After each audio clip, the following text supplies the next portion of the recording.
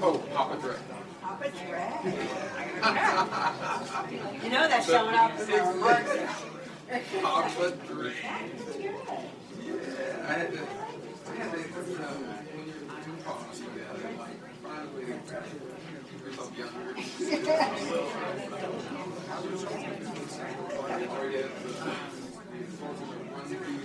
My favorite person who Papa Dre. Dude, get on that early. Before I was really cool.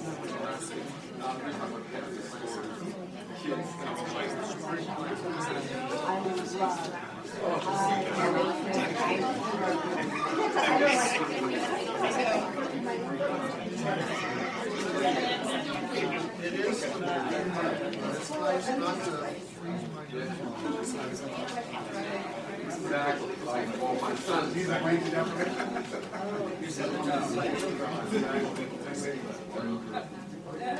sorry. All these toys, all these.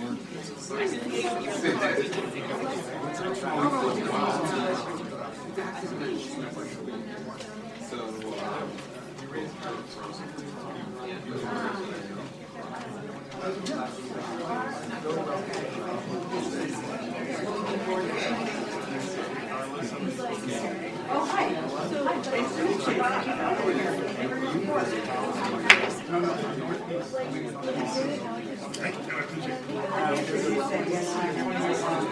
And I apologize. Thank you.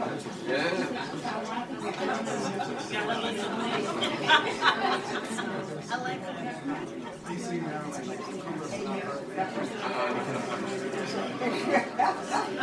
We're going to give you the side eye.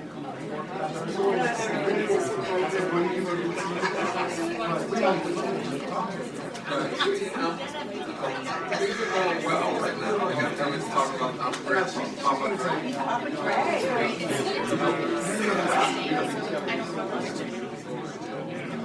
Well, I'm older than you. I'm older than you, and I don't know. Well,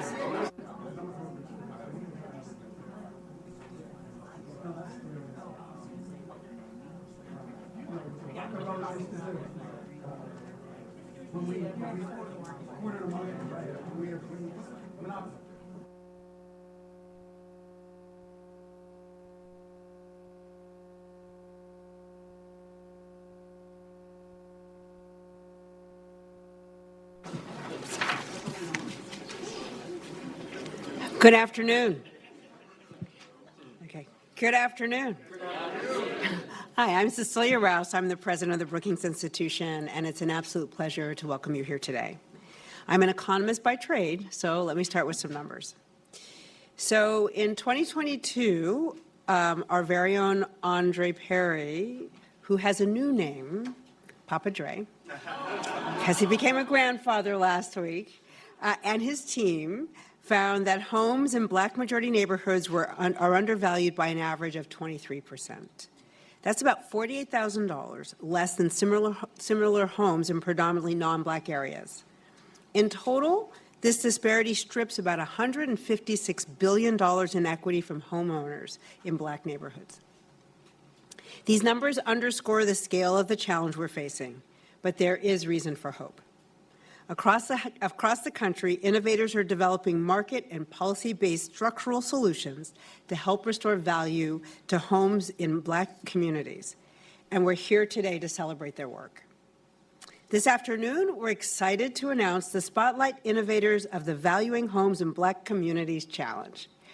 This challenge was co-led by Brookings Metro and Economic Architecture, and I want to express my sincere gratitude to their team and a special thanks to Stuart Yasgur for his support.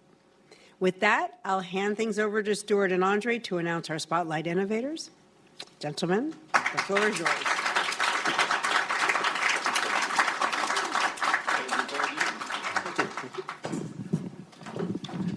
Thank you, Cecilia.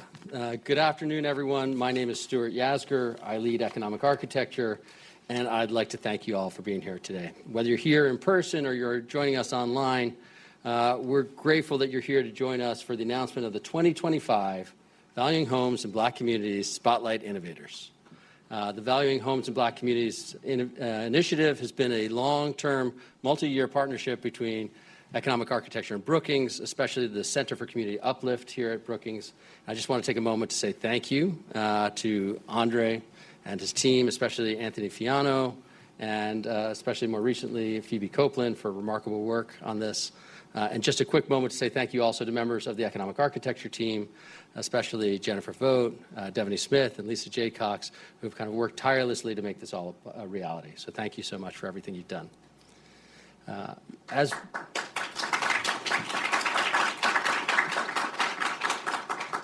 we gather here today, we have to acknowledge the moment that we're in. I think every day the headlines are telling us about a new set of crises that are emerging. And because of the enormous toll these crises are extracting on people's lives, we have to pay attention to them, we have to respond to them. But I think we also have to be cautious, because we have to be certain that we don't let the chaos of the moment dictate what the agenda is. We have to focus on moving forward. And it's especially for that reason that I think today is so important, because we all need examples and opportunities where we can see we can not only defend the advances that we've already achieved, but that we can continue to progress and address problems at their structural level. And I think you'll see that is a theme that runs through all of these innovations that we're seeing today. In each of these innovations, there's a kernel of a structural innovation that really values homes. When we think about valuing homes, we absolutely think about the price. But it's not just the price. Our homes are valuable to us in so many more ways, right? They are where we live, they're where we belong, they're where we raise our families, they're where we build community. They're a source of income and wealth, of agency and security in a really volatile world. And so you'll see innovators today who are addressing many of these different aspects of these issues. And they do it in a broad range of different approaches. Some of them are very early stage innovations. Some of them are quite advanced. Some are policy-based. Some are market-based. They come from all different parts of the country. And I think that, collectively being here, they essentially extend kind of an invitation to each of us to say, how can we contribute? How can we participate? How can we be part of fostering this new generation of structural innovations that we really need? And with that, I'll pass you the baton, Andre. Thank you, Stuart. When we released that original report in 2018, where we found that homes in Black neighborhoods are underpriced by 23%, about $48,000 per home, cumulatively about $156 billion in lost equity. I was reminded why we are here today and why that report inspired so many of us throughout the country. And I always repeat these numbers like it keeps my teeth white, that $156 billion is the equivalent of more than 4 million Black-owned businesses based upon the average amount Black people use to start their firms. It would have paid for more than 8 million four-year degrees based upon the average amount of a four-year public education, replaced the pipes in Flint, Michigan 3,000 times over, covered nearly all of Hurricane Katrina damage. It's doubled the burden of the opioid crisis. It's the way that people pay for IVF treatments.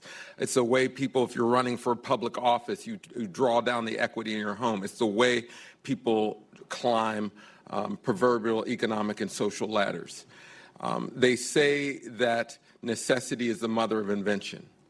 The people here today represent the serious response to a demand to address the needs of our communities. And to be clear, I always got to point this out. When we're talking about majority Black neighborhoods, we're talking about all people in those neighborhoods. Black, white, Asian, Hispanic. Many different people live in majority Black neighborhoods. We're all impacted. And in addition to the numbers I put out, we also spotlight that when you improve the wealth and well-being of one group, you improve the wealth and well-being of others. So this is not about hoarding wealth for one group or another. This is about uplifting our communities.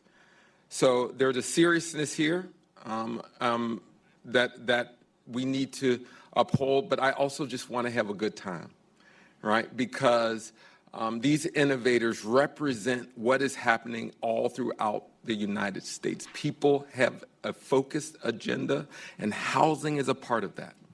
Homeownership is a part of that. Giving value to community is a part of that.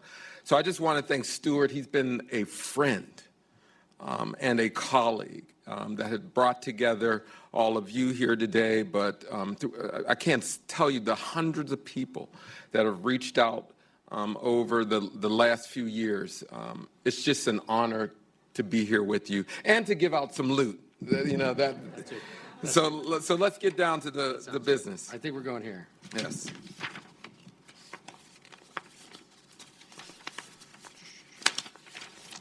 Bear with us. Anthony, I think we're looking for the list of names.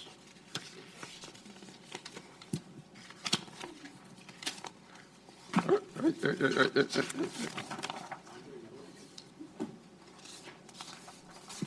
you go. There we go.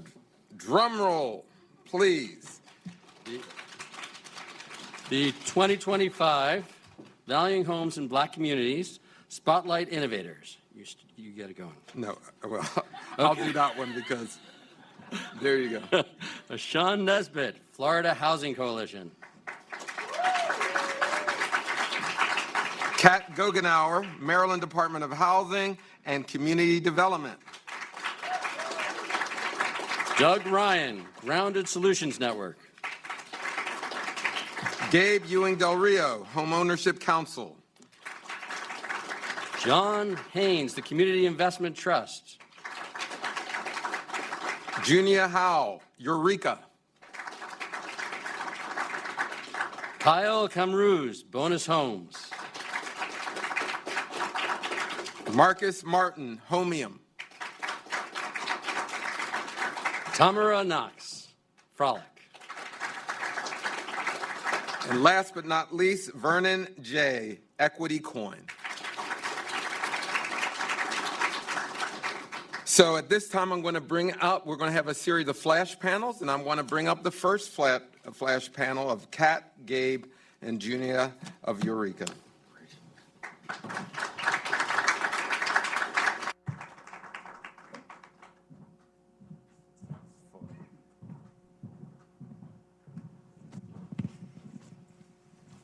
Now, I'm hoping, let's go right down the line so that people know who you are and a little bit about your idea, and we'll start here and then work down. So, Junia, introduce yourself and your organization. Awesome. I'm Junia Howell. My organization is Eureka.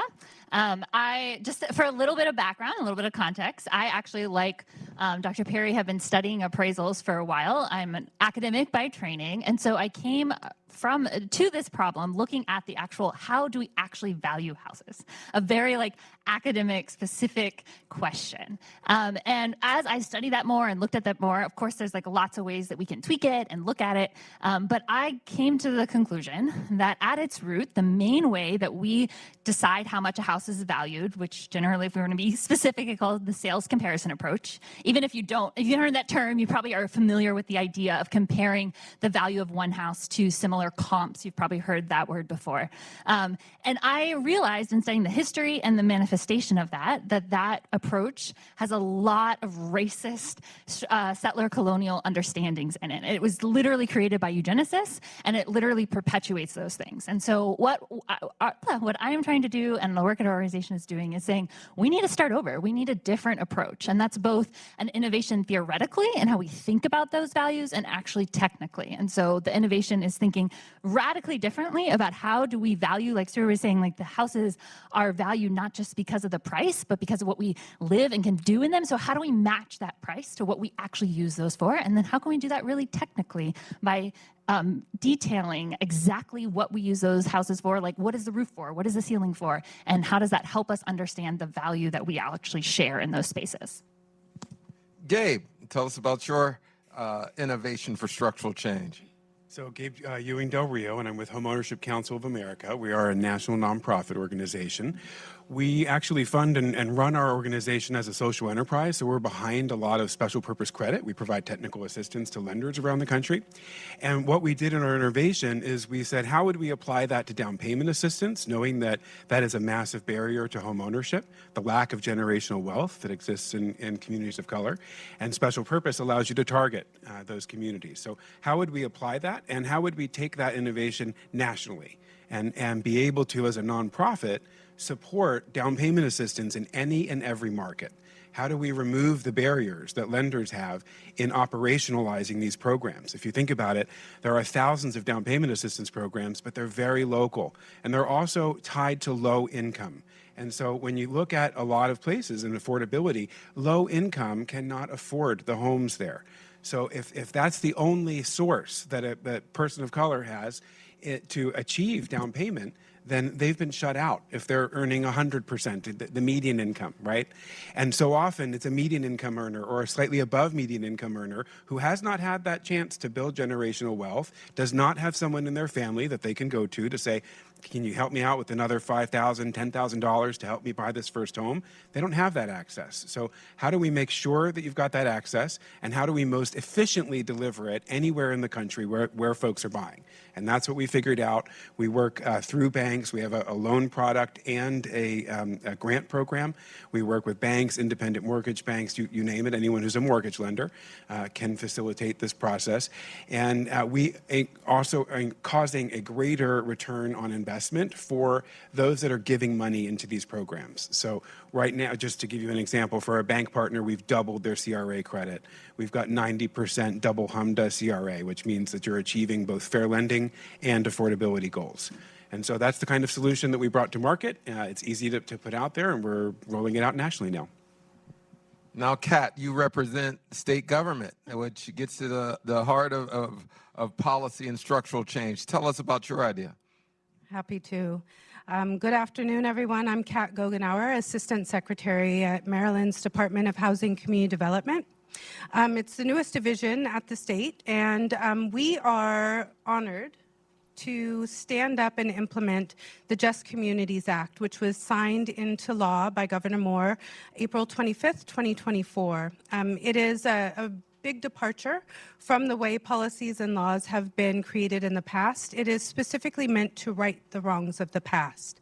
So we are enabled through this legislation to create a geospatial mapping tool, a geographic designation that takes into account multiple factors, including redlining the placing of highways, proximity to Superfund sites, looking at mass incarceration rates, asthma, lead, as well as economic and housing trends. So through this new approach, we're able to get to many of the factors and variables that impact the value of communities, but also that impact people individually through quantity and quality of life. So the goal of this legislation is to change racial equity, economic and health equity outcomes by virtue of a designation that will not only prioritize these geographies and the people therein, but will also give the governor the ability to prioritize funding in those geographies, and for us as a state agency to engage our sister agencies,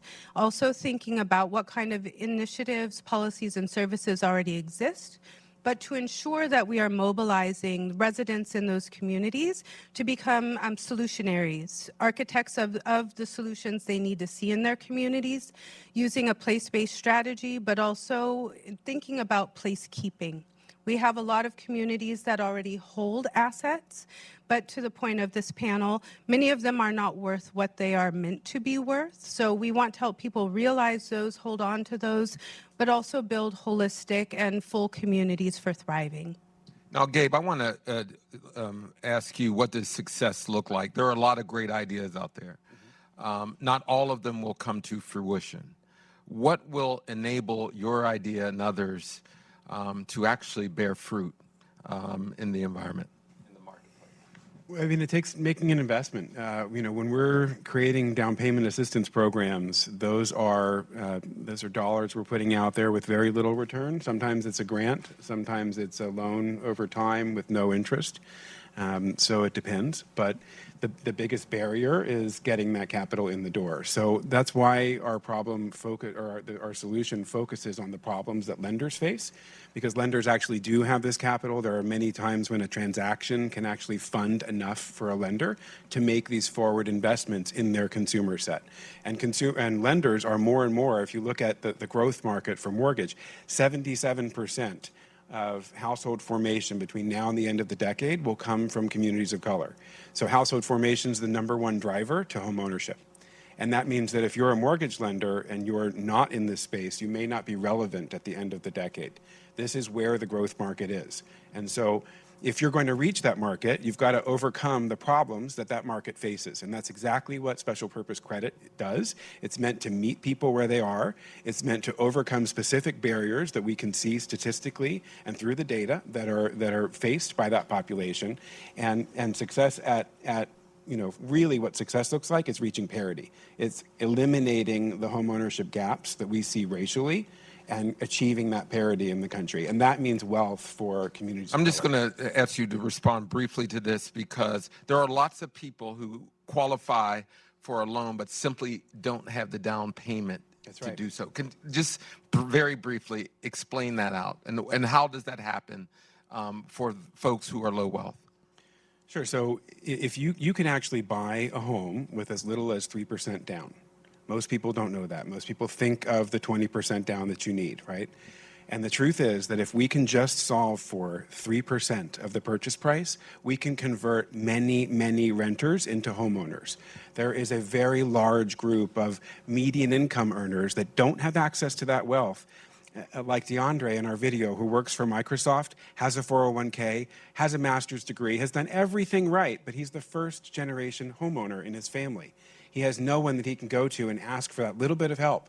And that little bit of help is what brought the rate down. It's what finished their down payment. It overcame the barrier to being denied that mortgage loan, to accessing that mortgage loan. So we're turning denials into approvals. Junia, I'm going to ask you the same question, but we've come to live with traditional appraisal practices, same way we've come to live with school districting and all other things.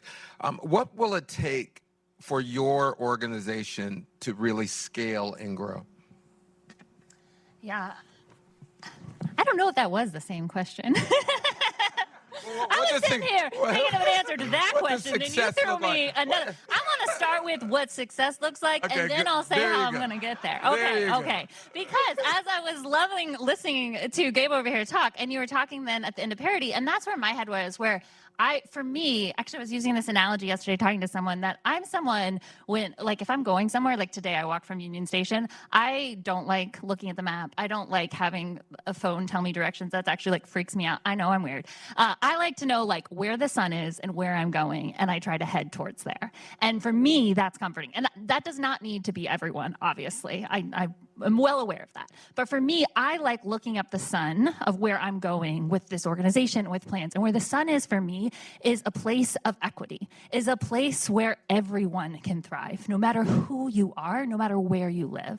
And so every time I take a step, I'm looking at that parity, that equity. Where are we going? How are we going to get there? How can we make it a place, not for some people now and other people other places, but how can it actually be for equity, for everyone, And to me, getting there means recognizing that when we're talking about money and we're talking about value, it's all fake. I'm sorry, but it's just fake, right? It's a social construction. I have a PhD in sociology, so I'm going to use some little social words here, right? But it's a social construction, and it means something because when I take my dollar in, I might be able to buy a coffee or I might be able to get some food. But when it comes down to it, that is fake. If we decide that tomorrow that's not real, that's no longer real. And because of that, what that means when we're talking about prices for homes is the value of one home is always connected to the value of another home. So when I think about getting from here to that sun, where we all can be equitable, where we actually all have a position, I think about the history of change. And I think about how, generally speaking, there's been two general ways, in my scholarly hat here, there's been two general ways that we have approached change. And one is often inclusion, trying to say, oh, shoot, this is a really unequal process. Let's make sure we get a few more people in the door. And yes, we need that, and yes, that's important. But generally speaking, bringing more people into an unequal system doesn't get us to equality. The other approach has been generally an uplift approach, forget them. That system is corrupt and messed up. Let's focus here. Let's put our heads down. Let's support each other. Let's make sure that we can at least live in whatever we can and thrive and be holistic and a loving community. And what I'm trying to do is marrying both of those and learning from both of those. And so to answer your question that you did ask me of how we get from here to get to that sun, it's a process of collective engagement in a very uplift, small way towards a systemic change that will not only affect all of these, like all of us, but even the ripple effects outside of those engaging in this individual thing. Now, Kat, we got here largely in part because governments were the main culprits in discrimination. You're not blaming her for discrimination. No, I'm just saying, when we talk about redlining, people point to 1910 Mayor Mahul in Baltimore, who established redline, and it ultimately was resourced and codified by the federal government. What will it take for government to somehow build from the ground up policies of inclusion and equity? And is that what you're working on at the state of Maryland? It's so interesting for those who don't know me but would know me well that I am speaking in this seat. But to your point, I think the first step is creating a law that codifies a different approach, that takes account of, and if anybody hasn't read the Just Communities Act, I recommend it. It's 2 pages, 2.5 pages, simple in its approach, complex in its application. But it says the reason we created the Just Communities Act is because people have historically not benefited from public investment due to actions and inactions of the state government in Maryland. It takes account of redlining, of the placement of freeways, of eminent domain, of restrictive covenants, of all of these multivariate factors that have been layered upon layered upon layered for communities, and it tries to understand through geospatial mapping and data who's most impacted. And for us to think about an equitable approach, for me, is always who needs to be served the first, the fastest, and the most. So it is a different approach in that we are engaging grassroots communities, like I said earlier, to become the architects of what a just community looks like for them. Just communities have a significant amount of injustice. And that is what we're working to rectify. The fact that it is at state level, that it's codified in law, that it gives power to the governor to designate, not for local jurisdictions or communities to apply for.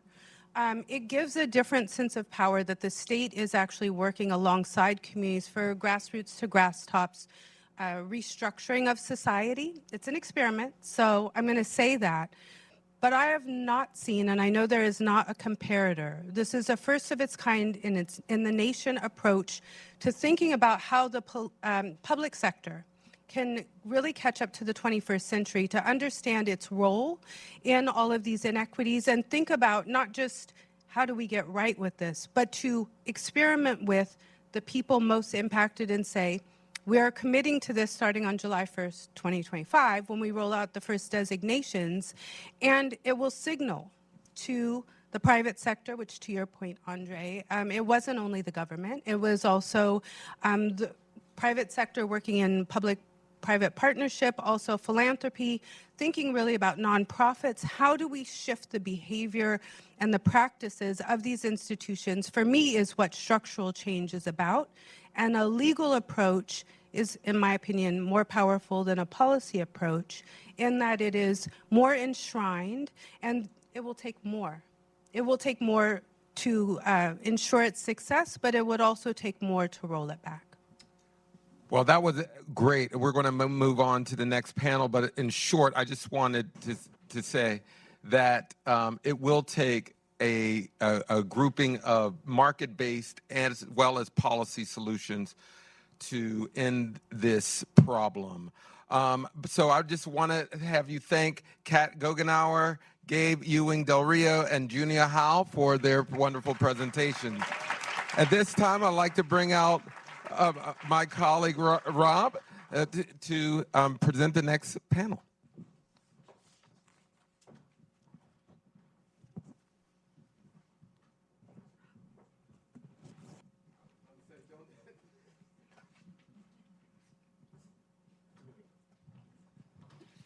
Just following his lead.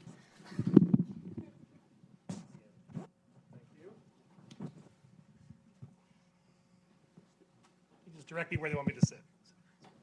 Hi, everybody. I'm Rob Puentes. I'm the Research Vice President and Director of Brookings Metro. Really happy to be here today. Really excited for this panel and for this day. This is just a really wonderful celebration of innovation that's happening, obviously, all across the country. And as Stuart mentioned at the beginning, here in Washington, this is really important right now. So the work that we have done at Brookings Metro over the years has always been obviously tethered a little bit to what's happening here in federal Washington. But all the innovations, all the great ideas are always coming from cities, states, metropolitan areas, and innovators all across the country. So for me, it's really exciting to be here to hear from you all and hear what's going on across the country and for this fantastic panel. So it is a flash panel, so you told me to shut up and just get to the point. So I'm going to introduce these three amazing individuals who are rethinking and redefining what homeownership actually means. So we have Ishan Nesbitt from the Florida Housing Coalition, where they are using community land trusts and pre and post disaster as a pre and post disaster tool to create missing middle, affordable, and resilient homes. Welcome. We have Doug Ryan from the Grounded Solutions Network, who's working to bring accurate tax assessment policies to the more than a dozen states that have community land trusts. And Tamara Knox from Frolic, where they are using a new model to empower homeowners to unlock the land's value and build homes that they can afford, and importantly, keeping the benefits of the community transformation within the community. So I'm really looking forward to hearing from these folks. So I'm going to start with just a question from each of you. We'll just go right down the line and make sure we get it into the 20 minutes time allowed for this. So just let's start. Tell us a little bit about your core idea behind each of your innovations. What is your elevator pitch, and specifically, what's the structural innovation that's at the heart of what you're trying to do? Ishan, we'll start with you. Doug, and we'll go here. Good afternoon, and I'm from the South, so I talk a little bit slow, so I'll try to get this in within the time frame. But Florida Housing Coalition, we believe in permanent affordability, and we believe in permanent affordability primarily through the community land trust model. And the community land trust model accomplishes a lot of things, but one of the things that I think doesn't always talk about is the risk profile. We look at risk in investing and insurance, and one of the things that CLT homeownership affords is through the CLT, through that ground lease mechanism, there's the ability of the CLT as that 501c3 to cure defaults on behalf of homeowners. And so right there, we've reduced the risk profile for a lot of low and moderate income homeowners. And so carrying that forward in a state like Florida, where we are often faced with climate risks, extreme weather, which really subjects a lot of properties to the speculative market in ways that they normally would not be, particularly in high renter communities where those properties are lost, people sell them, or people that are low income, they are forced to sell effectively. And so really what the CLT does is reduces that. We want to come in and create stability through the CLT model, put more folks into homeownership, turn more renters into owners, as well as combine that with the climate risk. And so by building resiliently, we've attached a couple of different risk mechanisms. So the risk to the mortgager, the insurance risk, so we reduce those prices. So all in all, we created a more stable homeownership environment for folks, and that benefits everyone. More homeowners, reduces the risk profile for a community, increases the value for a community. So everybody's values goes up through that process. And so that's really what we're looking to do through this challenge. Great. Yeah, thank you. First of all, I'm glad to hear that Ishan's here. He introduced the CLTs. Florida Housing Coalition is our partner in Florida, so it's great to be on the panel with him. So I don't need to get into what CLTs are doing, but I want to tell you what we want to do with CLTs and other shared equity models on the tax space.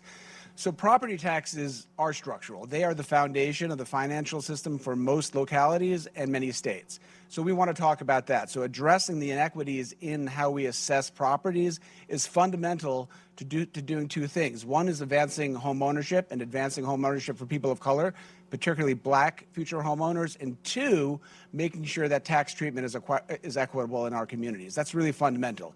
So we heard a little bit earlier about Andre Perry's work on that homes in Black communities are underappraised. Similarly, they are overassessed in the tax base. And that, you combine those two factors, that is a double whammy of inequality, and that is something that we need to address. Why is that important? First of all, it's fundamentally unfair. Secondly, it does two things. It also limits wealth building in those communities and by those homeowners. Every dollar you spent in an unequitable tax bill, you're not saving to reinvest in your home, your family, your kids' college tuition, your business, whatever it may be. That is fundamentally unfair. The second piece is it also adds to the inequity in our tax system. We know that taxes, as I said, are structural. Just one example that it may even seem a little outlandish, but it really isn't. The 1890 Constitution of the state of Mississippi did a lot of really bad things. It had poll taxes, I think, as everybody knows, that stripped the voting registration from black Mississippians. What it also did, it used those monies to fund the school systems. That is a tax on an equitable tax that was used to fund an unfair school system throughout the South and also in other parts of the United States. I think we have to recognize that our tax system was built in an unfair way, but we can do a much better way of moving forward from states and localities that are already doing a pretty good job. So what we have found out is that over a dozen states do not treat CLTs and other shared equity models fairly in their tax assessments. For example, they tax them at the market rate rather than the rate that the family can actually get when they sell their home. That is unfair. We want to make that better, and we will get there with help from our partners like Sean in Florida and partners across the country. Just two examples. The state of Oregon, the state of Vermont have actually done a really good job to make this fair. We think other states can learn from them with our partners on the ground. And then finally, I'll close with this, for this segment of the conversation. We want to be on the ground and talk to policymakers about the value of shared equity homes and community land trusts, because we do believe and we know this can move the needle, advance home ownership, and close the racial home ownership gap. I think that's really important. Hi, everyone. I'm Tamara, so I'm with Frolic Community. I love that you're talking a lot about taxes. My mind goes to, overview is Frolic both builds cooperatives, and then we help other developers, either developers with a lot of experience or new young developers to step in and start also building housing cooperatives. So back to taxes. When a lot of cities are doing big upzones, is part of a lot of conversations we're a part of, which means what used to be able to just have a single family home on it, you can start to build many more units on it. And so what happens tax-wise for someone who owns that property is, okay, great, the value of my home just really increased a whole bunch, but the assessed value also increased a whole bunch because it is being assessed off of the potential of what could be there rather than what is actually there. And so that means that when you own the home, you're in a very, very scary position where your property taxes have skyrocketed. And we all know that homeownership is also a really scary process because there's all of these unknown expenses that come up that are unpredictable that a lot of people are not prepared for. And so with our model, so we've built out a development model of a process and then also an ownership structure. And with that, it allows a homeowner that's in a home to take the equity that's inside of their home and then use it as the first kernel of a development process. And if you live in an upzoned parcel, so your property value is increased, you have a whole bunch of potential money there to put towards a development process. But if you aren't lucky enough to sit inside of the strange little developer world, you have no way of accessing it. And so often you're forced to sell your home because you can't afford your property taxes and keeping the upkeep. You're losing the value of your home while you can't keep adding more to it. And so with our model, it's allowing a homeowner to really dream and understand the power that they have in that equity that's sitting inside of their home. But then the other part of what we do is able to really pair it with other capital. And so that kernel of capital is pretty close to what you need to be able to secure a construction loan. So it's pretty close to be able to get all the capital you need to make a 10-unit project, which is an incredibly valuable asset. So we partner with homeowners, help them redevelop their land, be really a part of the process. But then once the project is built, you have this 10-unit project, which also we care so deeply about design because these are people's homes and also it's beautiful. And so comes in the ownership structure that we've created. The original homeowner can remain on their property. They can keep living there. I mean, can you imagine just feeling like you have a future in your neighborhood. That is a huge part of what we do. And know that you will financially be able to afford to keep living there. So a lot of our homeowners, all of their monthly expenses pretty much drop in half once the process is done, because then they will own this new unit, which is in a co-op structure, which might feel a little bit odd to folks within the shared equity world. And the question of how do we bring a kind of a different structure of ownership to allow more people to enter into homeownership. So co-ops are also very conventional. If anyone's from New York, it's just part of your rubric of what is a conventional home to own. And so a lot of our work is spreading that out across the country and making it more conventional and known, and then allowing banks to feel comfortable. Because in the end, the lending network needs to feel comfortable to be able to interact with it.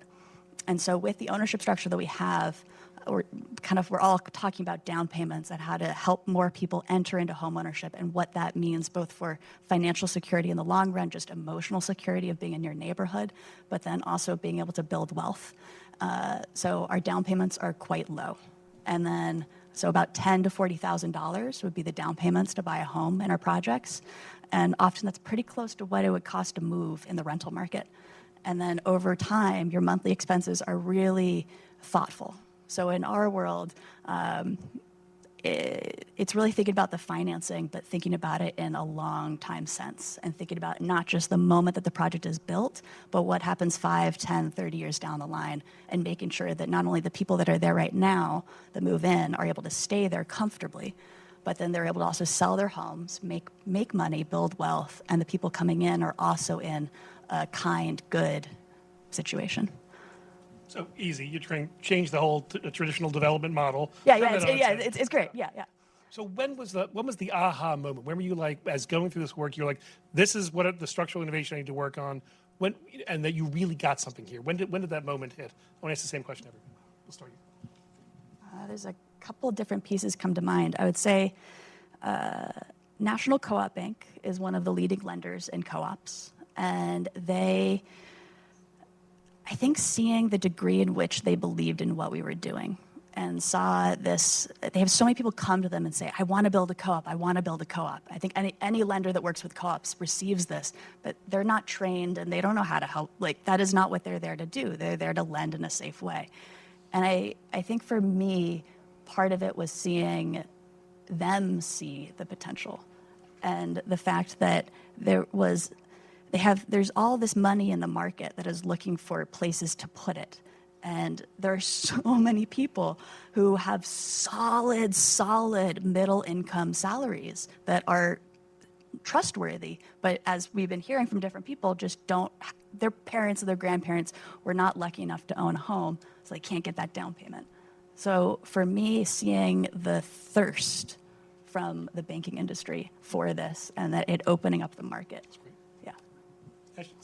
Yeah, kind of a series of things. So we started a CLT certification program working with Freddie Mac because they really saw the value in working with CLTs, and they saw these are low-risk investments.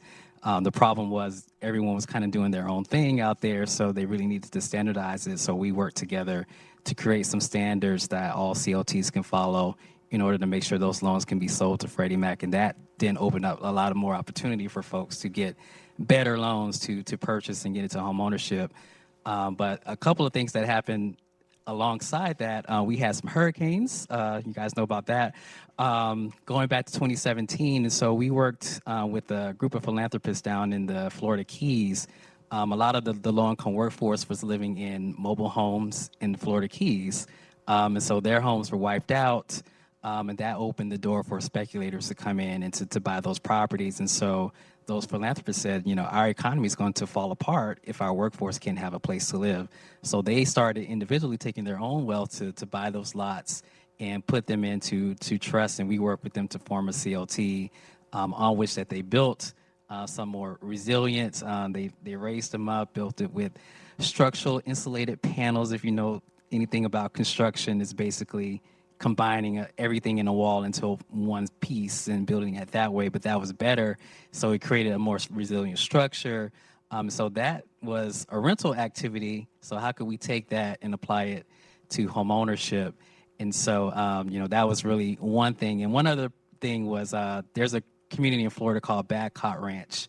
It's a gated community, upper middle class, the typical thing you see in Florida, single family detached homes. And so when the Hurricane Ian came through, a lot of communities were destroyed, but this one community basically got through unscathed. And so, why can't we have that same level of innovation and construction for inner city communities, low to moderate homeowners? Why can't we bring that level of innovation to the people that really need it? And so, those were kind of my aha moments. And so kind of bringing all that together is what's exciting about this. That's cool. Real quick, a couple things. One is a member reached out to us and told us what they were seeing in their community when their local tax assessments came through to their CLT. A couple things. One is that their homeowners were not eligible for the benefits that other first-time home buyers were getting, which is unfair. And two, we're hearing things from across the country, what is working. I mentioned Oregon and Vermont, which have really robust shared equity environments. And we're also hearing what isn't working when we're doing our technical assistance work across the country with partners like the Florida Housing Coalition, and also our policy research and development work too at the state and local level. We are hearing what's working, what's not working, what's impeding home ownership, and frankly, what's advancing home ownership. And that's where we learned, we realized this is something that we could do more with. These are obviously great practices and things that you're working on, in your communities. The work we do here is obviously very policy focused. How do you translate the practice innovations into policy reform? Any ideas on that? How do as this audience, how do we think about that connection between what you all are doing with your organizations and the policy innovation that needs that to happen? Any thoughts, Doug? Yeah, sure. Real quick, I think a couple things. One is, as I just said, we know what works and what doesn't work, and I think we could bring that to policymakers and practitioners across the country. We don't want to go into, Mississippi and tell them what's working in Massachusetts. We want to hear from people on the ground with our partners and tell us what you're doing, what you're hearing, what you're learning, and what you need, and how can we be helpful. That's one thing. And then policymakers, I will say this really clearly, is that when we want to talk to policymakers, we're not only talking about tax assessments and things like that. We're talking about expanding the tax base, adding more revenue to your community, but also enhancing home ownership, which makes the community stronger. And we know the outcomes from home ownership. And frankly, after the Great Recession, we lost an entire generation of first-time home buyers. We are at risk of doing this again. We think what we're talking about can help move the needle and help avoid that. I'll just add, you hit it, what's important to policymakers, and that, sometimes that's a local decision or a state, and kind of what's important to those, in our state. It really is about, climate risk at this moment. Insurance is really the big buzzword. So insurance now, that's affecting everyone. It's become the great equalizer. It's affecting high-income homeowners, low-income homeowners, all alike. And so, that really gets back to this issue of risk. And so really kind of speaking to that and really having the data behind that to say, if we build this way, not only is it creating more stability, creating more homeowners, stabilizing communities, it's also reducing our risk profile, or has potential to reduce our risk profile as a state. And so that's really important to policymakers right now. We have the numbers to back it up through this. Okay, two quick thoughts. One is for folks out there that are working within land use and changing the zoning in their cities.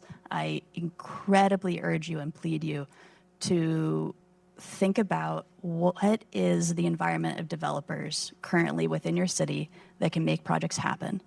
And if you go out and do the wonderful thing of allowing for more density, which has a lot of benefits for various reasons, but you don't pair it with understanding what is the ecosystem of developers out there and the type of capital that's out there, then the people that are going to do the development are going to be extremely wealthy developers building what is very, very simple and very, very expensive. And that needs to be thought of. The second piece is, for so many reasons, consumer protection laws are important. I had to pause for that.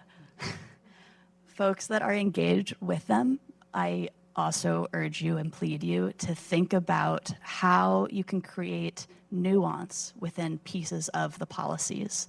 Because as we are here, all of us, and we're figuring out different ways of actually serving people and protecting them, if the policies are larger than what they need to be, I mean, they need to be as large as they need to be. But if they spread out further and there isn't nuance within it or an ability to engage with the nuance on the edges, it will not allow for certain things to emerge. But if you do allow for that, then things could be extraordinarily beautiful. Well, I could talk to you folks all day. This is such an important conversation, and especially in light of being here in Washington and the narrative that's coming out today, hearing the positive stories, hearing the innovation, hearing just all the optimism is really great for me. So I want to personally thank you for that. Please join me in thanking the panel. And it is now my pleasure to bring up Stuart Yasgur for the last panel. Thank you very much.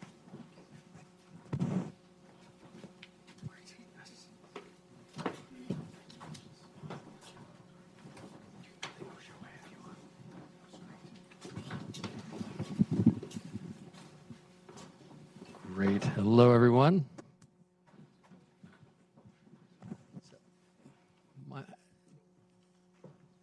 That was a great panel. Thank you so much, everybody. And Rob, thank you for kind of leading that. That was fantastic. So I'm here joined by, I'll give you an order so you can, well, I guess everybody's faces are behind us. But so Kyle Camruz, Bonus Homes, Marcus Martin, Homium, and Vernon J, Equity Share. Thank you all for being here today. I'll just mention really briefly, I think, for many families across the country, purchasing a home, owning a home is one of the largest investments that they have. The same thing is true globally in the global markets. U.S. homes are the largest asset class in the world. Conservatively speaking, it's over $44 trillion of wealth is tied up in U.S.-owned homes. That said, the financing mechanisms we use to purchase homes, to sell homes, are relatively straightforward. The 30-year standard mortgage we're all familiar with. One thing that we saw when Andre and I did the first version of this challenge, we saw that there was a new frontier of innovations that were emerging with new mechanisms to enable people to purchase homes, own homes, kind of participate in the equity of those homes. I think what we're going to hear today is a little bit of a glimpse of this emerging frontier. We're now at kind of the fourth generation of what those innovations look like. So this is going to be new. I want to warn everybody, this is new. This is going to be less familiar. There are going to be some new terminologies and new ideas here. But this is also a really powerful kind of emerging frontier of how we can think differently about using finance to build wealth, to access homes, to create new homes. And so with that, I'd like to welcome our panelists. And let's get the ball rolling a little bit. Vernon, are you okay to be the first one up? Let's go. Let's go. Right. So good afternoon, everybody. My name is Vernon J, CEO over at Equity Platforms. I've been fortunate to be in the private equity space, mostly multifamily, for the last 19 years, a little bit over $200 million in transactions. I've also spent the last 9 years in the blockchain space, just in that rabbit hole, traveling across the world or across the country, learning how blockchain and real estate intersect. I started building my portfolio in 2017, and we started housing families coming from shelters. And it was like a clicking moment for me. I knew that's what I wanted to do. I was able to partner with housing authorities and create guaranteed cash flow for myself and for my investors. But at the same time, I'm actually making an impact. And it was then when I found this moment where one of my best friends, he's our CTO now, he actually helped Venmo and PayPal build out their blockchain system. And we came up with this concept of the sharing equity economy, where actually when you tokenize assets and when you use crowdfunding, you can actually have community members own fractions of those assets so that you can all benefit with the appreciation, with the dividend sharing. And when you have it on the blockchain, everything becomes more transparent. The transactions of the dividends, the keeping clean ledgers of your investors. I mean, everything is just on the blockchain for everybody to see. And I'm excited to kind of talk about that sharing equity economy during this conversation and how Airbnb, and I'll land the plane here, Airbnb, Turo, Uber, taking your home and being able to democratize and taking your car. These are all concepts that years ago would have sounded so foreign. So I think the sharing equity economy 2.0 is with the disruption of banks, where communities are coming together and saying, hey, you know what? We have the resources within. Why are we looking for these third parties to come in and provide capital when we have it inside and we can keep the value and gentrify from within instead of without? Hi, everybody. All right. Is this on? Can you all hear me? I don't think the mic's on. Okay, great. All right, so Marcus Martin, I'm here with Homium, and very much like Vernon, and you'll hear from Kyle as well, I think all three of us and many of the other panelists are really focused on the sharing economy and thinking about the ownership economy and the idea of shared equity. So what Homium is a combination basically of technology and a deep amount of capital markets expertise. And ultimately, it's very simple. Homium is a shared appreciation mortgage. It's fair, it's transparent. It is not an HEI. It is not a home equity investment. It's very, very straightforward. There is no interest that's charged to the borrower. And the only thing that you have to return is obviously the principal that's borrowed, but precisely one-to-one equity of the amount that's borrowed.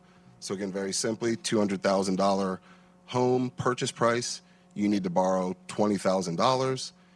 The actual loan sits as a second lien, and the only thing you repay is exactly the 20% of the value in the future, assuming the house appreciates, which we all hope it does, that you borrowed. Of course, the principal as well. Some of the interesting components that are very similar to what Vernon mentioned, and I think you'll probably hear as well from Kyle, is the use of technology to perfect some of the operational aspects of what we haven't seen in previous forms of real estate finance. And what we do see, and as we continue to scale our platform, is every home that receives a portion of home equity through Homium, you pull that into a larger, almost like an ETF, if you want to think of it that way. And at scale, Homium, being very clear, transparent, and direct, is actually a new investable asset class. It's kind of shocking, but as was mentioned earlier by Stuart, single-family owner-occupied equity is not an investable asset class. We've seen plenty of homes purchased and then rented back to individuals. But what we're hoping to accomplish at scale is essentially this new asset class where that single-family owner-occupied equity in a pool can be investable with the world's largest pension funds, investment managers, Wall Street, so on and so forth. What's most important to the borrower is it's very clear, it's very transparent, there are no gimmicks, there's no adverse action that occurs during the life of the loan. The second mortgage lasts the entire 30 years paired with your first. And there's a lot of other interesting components to this, but I'll just wrap it up here. Because of the simplicity of the model, you can see how it can work across the entire life cycle of homeownership. So on the front end, when someone's looking to essentially get down payment assistance to buy their first home, if they're fortunate to own a home, it becomes an equity unlock mechanism that is very fair and transparent, unlike most existing home equity products that we see. And obviously for elderly and for those who are in gentrifying communities, it's an age-in-place or an anti-displacement mechanism as well. Because again, the same math works at the end of life, if you will, or the same math works if you're hoping to not be displaced and the value of your home is increased, you're dealing with increased taxes, so on and so forth. You can take out a Homium loan. And whether it's on the front end while you own the home, you can use it for a small business, home improvements, or again, at the end of maybe an individual's life, the math doesn't change. Whatever percentage of the value of the home that you're borrowing is exactly what you will return when you refinance to cash out or sell. There's no other mechanism or no other, factors to it. It's very fair and transparent. Hi, everybody. My name is Kyle, and I'm with Bonus Homes. And I think the best way to kind of describe what we're doing is a little story. My father, and this is kind of my why, and in essence, the why of Bonus, but my father was an immigrant, bought his first house after being here since 1976, bought his first house 39 years later. And he ended up buying the house for $500,000. And in 2008 and 9, crushed a lot of people. He had to sell because he needed to move. He needed the liquidity. He had equity in his house. So he had a $500,000 home. He had about $100,000 of equity in the house. And my father was in the real estate industry, and he knew this house was going to be worth a lot more in the future. And he had no other choice but to sell an appreciating asset. So he sold it in 2010 for $550,000. Cashed out his $100,000 of equity, used it for life. My dad is 75 years old now, and if my dad was able to hold on to that asset, that house is now worth $1.3 million. So my dad would have had hundreds of thousands of dollars of wealth at 75 years old that right now he doesn't have a retirement. And and that's a problem. And so how many millions of people out there, whether my father's situation where he had to sell the house, or people are looking to move, you have a family, your house is too small, you need to get to a bigger house, job relocation. There's a myriad of reasons why we all move. And yet we are forced to sell our most prized possession, which is our home. And by the way, the most predictable wealth generator in human history, right? Your real estate asset. And we're forced to sell it just to move. And bonus is basically solving that problem. And I'll explain more of it as we go, but that's kind of the story to start with as far as the why. I think that's incredibly helpful, and I think everybody in the conversation gets a sense for, one, how complex some of this is, and that this is really new terrain for many folks, but also how profoundly impactful it could be. And maybe if I could ask you to kind of flip and do the counter version, because I know Marcus and Vernon, in both of your innovations, there is also this kind of poignant human aspect to this. So maybe if I could ask you each to flip, and if you could share a little bit of, walk us through the personal experience of somebody who would be using your work, and then Kyle, if you could kind of share some of the kind of mechanisms behind it. Just to change up order, Marcus, do you want to go first? Or Yeah, sure. So you just want me to walk through what the homeowner actually experiences? Yeah, exactly. Yeah, so part of the purpose of why I'm excited about Homium is I've spent my career in capital markets in Wall Street, but I started moving towards what we would call impact capital markets, where we were looking for ways to use private capital to solve community challenges beyond government, beyond the limitations, frankly, that government has, and beyond some of the inefficiencies of taxpayer capital, and ultimately the inability to direct specific solutions to individual homeowners. So when I had the opportunity to join the Homium team, which is now 6 years in the making, I realized that ultimately our first mile challenge is creating programs and products that focus specifically on what an individual borrower needs, as well as beyond just that immediate need, but over a period of time in that individual's cycle of homeownership, growth, and ultimately wealth building. So again, back to the obvious point, homeownership is the access point to the ability to build wealth. So if you're an individual looking to buy a home, regardless of where you are, mostly on the income ladder these days, it's very difficult, particularly those that are at lower wealth levels. It's almost impossible. And then when you look at government solutions, and there are a lot of great ones, it's often impossible to get the scale of silent and equity investment that's necessary to allow for a homeowner to have the dignity and flexibility to find a home anywhere in whatever locality they're looking at, to be able to move into that home and stay for as long as they would like. So ultimately the way Homium works is it works through partnerships with HFAs, housing finance agencies, works through partnerships with PRI, foundations, impact investors. What we're doing is bringing a new public-private partnership together so that the taxpayer dollar has scale, but the mission is not affected. Ultimately, you're going to find this product with an HFA, and you'll be able to go to that HFA and say, hey, I'm looking at Homium as a solution. You'll be educated to understand that, yes, you are giving a portion of future equity away. There is no magic trick. There is no trap door. The percent that you're borrowing today when the home appreciates is the percent you pay back when you sell or refinance and cash out. And that gives you a lot of clarity, and it gives you stability, and it gives you obviously access to the utility, but what it puts you on is the journey for wealth building. And I think it's critical for us to think about that from a market-based perspective versus putting caps on future sales and a bunch of other things that ultimately eliminate the ability to generate true market-based wealth. And so that's a big part of what happens for the homeowner, a bit of my why, and I think a bit of the product. So on the private equity side, I've seen when I try to work with my family offices to bring their capital into underserved communities, building affordable housing, we get close and then it doesn't pencil. We get close and then it doesn't pencil. I've seen that happen time and time again because in communities of color and underserved communities, like we're talking about today, when you go to the bank, the property can have the same amount, a 100-unit property can have the same amount of income as a property in East New York, Brooklyn, than it does in Clinton Hill, Brooklyn. But the thing is, the bank is going to say, okay, this property in East New York is worth 70% less or 30% less. So we can't give you the funding.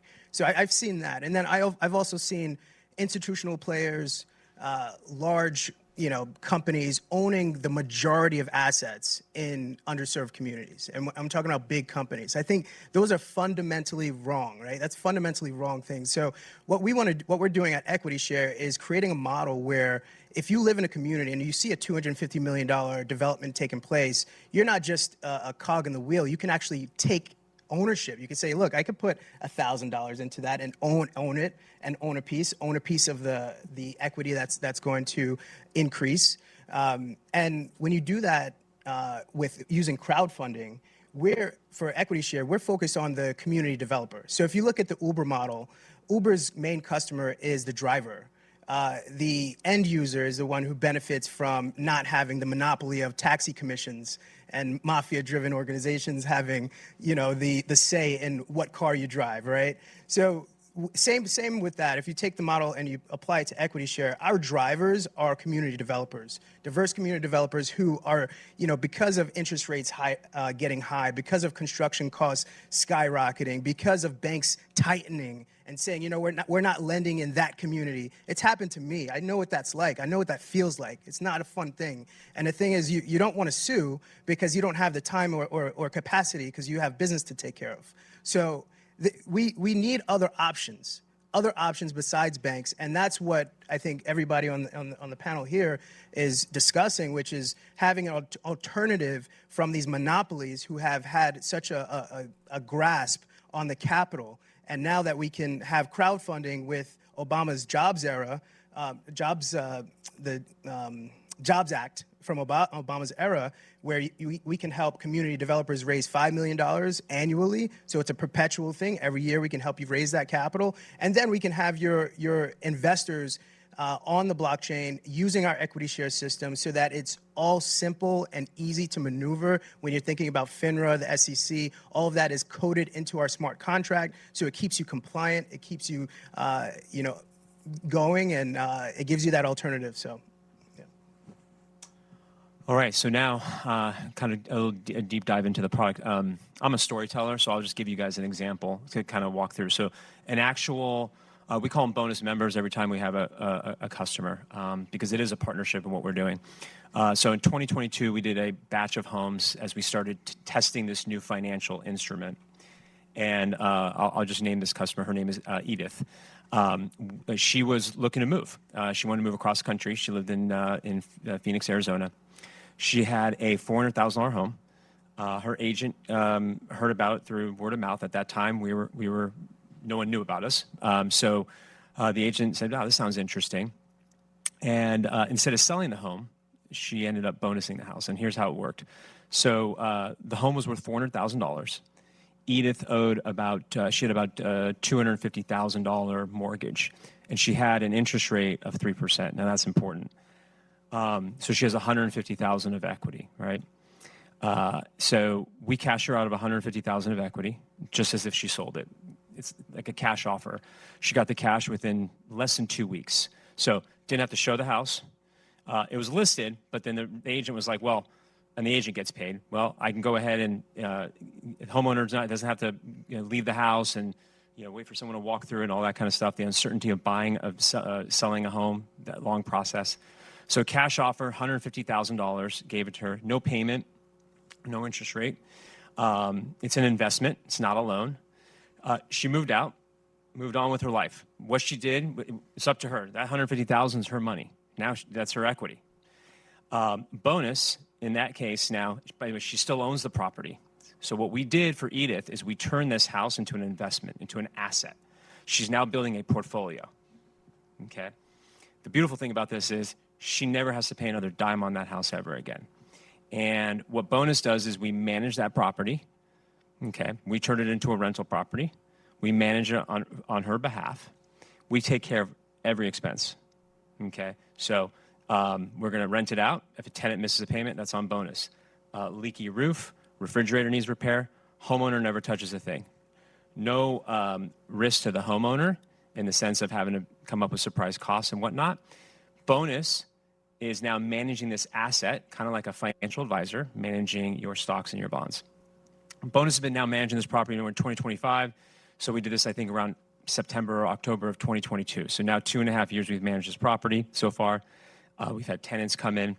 That house since then, and the past couple of years hasn't been too great in home price appreciation, but this house in this area is now worth $490,000. And based off of the future upside, Edith has an extra $30,000 of wealth that's built in to that home, and she hasn't done anything. She doesn't even know about it. She knows about it because we told her, but she didn't really do anything. It just built there. And that's just after 2 years. Edith can sell this property after 5 years. So we have 5 years from 5 years to 30 years, she can sell this property. So time is on our side. This isn't something that we're going to say you have to sell after a certain amount of time. We're not selling this to an institution that says you have to do this and so forth. So we believe in a long-term hold approach, right? Very similar to Warren Buffett. What does Warren Buffett say? Best holding period is what? Forever. Yeah. Okay? That's what we're doing. Middle America has been stifled, like people like my father, who have had to sell an appreciating asset just to move on with life. And that's got to stop. And that's not the reward we should do for ourselves, right? Because if you think about it, wealthy people, they can afford to go ahead and hold that asset. Why? They don't need to get that equity out to put as a down payment or to put into a new home. Well, most people in the communities that we're in, Birmingham, Alabama, Memphis, Tennessee, Nashville, Columbus, Cleveland, Reno, Nevada, Las Vegas, Houston, Dallas. Those are just some of the cities that we're in. Home values between $200,000 to $500,000. They have to take the equity out, but then they lose on what this future value of this home can be. This house right here that we're talking about with Edith, in the next 10 years, she's going to have $100,000 of wealth that she never would have had. What can you do with $100,000 of wealth in the year 2035? I could probably do a lot with it. And who knows what happens in life. We all have trials and tribulations. We have things that just happen. And retirement is scary. And what do we go towards? What do we grab? Well, if I have a 401k, which is actually a great program, but I'm not 60 years old, so I can't really tap into that. Well, I have this other thing, but there's a restriction. So we're just look at us as almost another wealth line item in your portfolio to build, to allow you to actually maximize the full value of that asset that you bought so long ago. So that's kind of how it works. That's great. And I think that I think there are a lot of challenges for new innovations. It's not an easy space to innovate in. But one of the things that people talk about when we look at kind of structural innovations, the magnitude of the problem is, what is the magnitude of the solutions going to look like? So can you kind of lift our eyes to the horizon for a moment and can you paint a picture for us? What does this look like if it succeeds? What's the magnitude of scale this can reach? How do you envision that? Yeah, I'll get started. So our vision for the next 10 years is to inject $1 billion into underserved communities throughout the United States. And that's through crowdfunding. That's through making sure that the capital is flowing into the right spaces. And then also getting legislation passed where developers should be, if you're getting government dollars, and we spoke about this earlier, if you're getting government dollars, you should be kind of forced to have the community be a partner. We do these benefit agreements and all this is cool and well and dandy, but what about giving the community a sense of ownership in that $500 million new infrastructure project that's going on in a community? Even giving them the opportunity, because really it's just about opportunity. Some people may not put the $1,000 or the $10,000 in, but if you're making $120,000 in Harlem, for example, and you've got this new $1 billion project that's coming underway, I should be able, if my tax dollars are going into that project, I should be able to invest in that project and actually take part in the development of my community in that way. So I think, we're working on the sharing equity economy plan, which would be going into the states and making sure that holding these community developers and these developers accountable, making sure that they give the community ability to own. Stuart, what was the number you threw out earlier in terms of the value? Because you're the academic. I don't want you tell me what that number was. Disclaimer, I'm not an academic, but $44 trillion. So what percentage of $44 trillion could convert into a new investable asset class is what the future holds. I think the challenge right now is capitalism and capital markets do not align incentives and outcomes. And our goal is to bring back the alignment, if it ever existed, towards the incentives and outcomes. And at some point in time in the future, a portion of that 44 trillion we think is going to be a new asset class that everyone can invest in. But to start with, obviously, we have to take baby steps. I would just pivot for a quick second and say that there are some challenges because all of us on stage are familiar with advanced technologies. I would certainly say to the younger people who are in the room and who are listening, if you have a policy angle and you're doing any work on the policy side, make sure that you're also advancing yourself on the advanced technology side. We focus a lot on what we know. Vernon's talking about 9 years, 10 years in blockchain and crypto and digital assets and all that stuff. But at the end of the day, it's just new architecture and new infrastructure. And it opens up a whole host of doors that previous leadership, with all due respect, may not be familiar with. It's not scary. It's actually very efficient. It's actually critical if we want to start closing the racial wealth gap. It's critical if we want to open the doors to the ownership economy. And it is what the future will hold, and the rest of the world is very familiar with it. And so I think we just need to make sure we're thoughtful in terms of matching policy, legislation, and technology in a way where we hear about it. But I think for everyone who's thinking about it right now, I think these three organizations represent what could be the future if there is partnership amongst many of those in the room and who are watching to advance the policies, advance legislation to meet the moment where the technology is already gone. Yeah, I would say there's an immediate for bonus and then in the long term. The immediate is, I don't know, how many of you heard of the lock-in effect by chance? So if you look at right now, I think 60% of all mortgages in the country have a rate below 4%. 83% have a rate below 5%. There are a lot of people who aren't moving. There are a lot of people who have this low. I have a low interest rate on my house. And what's interesting is there's actually a study done by FHFA that 42% of the people who have a low interest rate would not move because they're giving up. They know that they have this low interest rate. That is gold. And if you think about it, we've never had, and we probably will never see rates like this ever again. We've never had the mass community have a lower cost of capital in the entire government. Who can borrow at 3% today? Nobody. You know who can? Bob and Susie, Edith, right? Some of you, I'm sure. That is a huge opportunity, and bonus is just basically helping millions of people, in essence, take this once-in-a-lifetime opportunity that they have to be able to lever that low cost of capital to become wealthy in the future. So that's I would say, an immediate, I would say, impact tangible that's happening right now. Today we're doing that. Our average interest rate on these homes with these homeowners is 3%. So that's a huge opportunity. And I would say, for us, this is my second technology startup, and I always remember people are saying, "You never can do it. That's not going to work. No, you're too early," and all that stuff. And one of the things, if you go to our website on our About Us page, one of the very first questions we answer is, "This sounds too good to be true. What's the catch?" And so we hit the head on because this is an opportunity, and it's very transparent of what we're doing. We're just excited to be able to do that. We've got institutional capital, some of the largest investors in the country who invested in Uber, Facebook, Airbnb, are backing us to be able to see this and be able to bring this about. I'll say long-term, two things. One is we're starting to see, ever since 2008, corporations, it's a small number today, but we hear a lot about the Blackstones of the world. We hear a lot about corporations buying houses. That's not good for communities. And if you think about what bonus is doing, yes, we're turning properties into rental properties, but here's the beautiful part.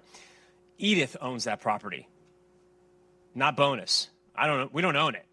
Edith owns it. It's her house, right? Her neighbors who knew Edith, they know that's Edith's home, even though Edith had to move. That life happens. We have to move. Sometimes we have to leave our friends and our neighbors. But guess what? Her neighbors now know that Edith owns that house. Bonus is just managing for them. So what we want to do is we want to keep homes as investments and build wealth for the people in the community, for those homeowners as well too.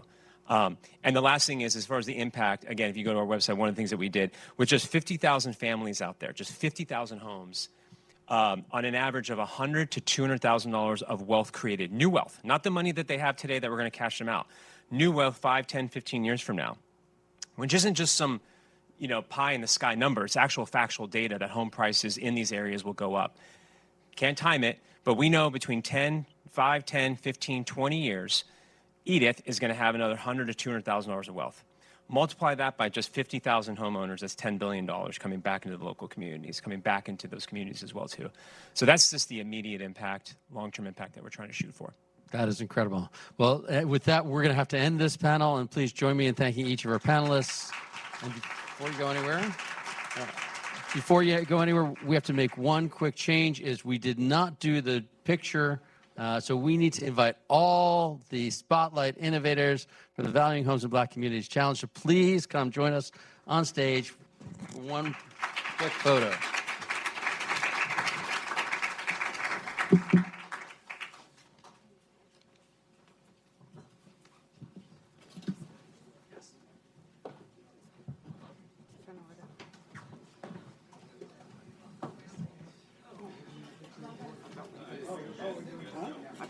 I thought so too. That's what I was told. That's what I was told.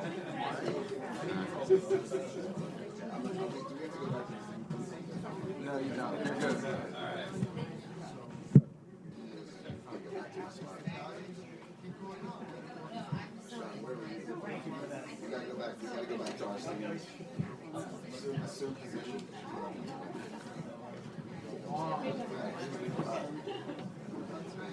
Are you guys down below? Or? Okay.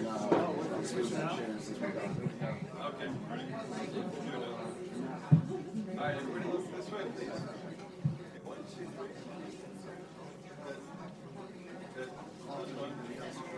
Thank you. Thank you to all the Spotlight Innovators. In conclusion,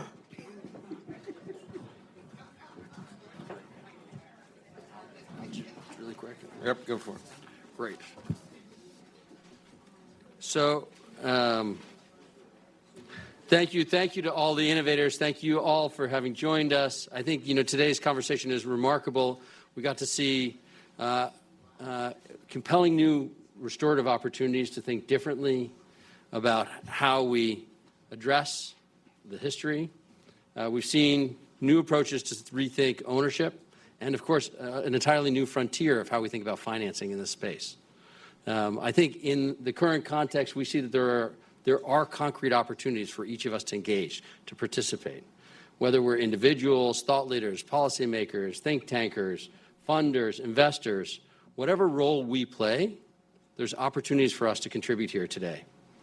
And that action is so desperately needed as we start fostering this new generation of structural innovations to bring about the change that we all need. So with Andre, would you bring us home? Yeah, and I just want to remind people why we're here. We want people to invest in their communities. If you're in Southeast DC, if you're in Homewood, Wilkinsburg, if you're in parts of Miami, if you're in Gary, Indiana, there are ways to invest in your communities. And so this is just our effort to play our part, but we cannot do this alone without the wonderful support of funders and innovators throughout the ecosystem, just to name a few: Progressive, JPMC, CZI, and others who really contributed. But more importantly, there are everyday people contributing to their neighborhoods and not getting the value back.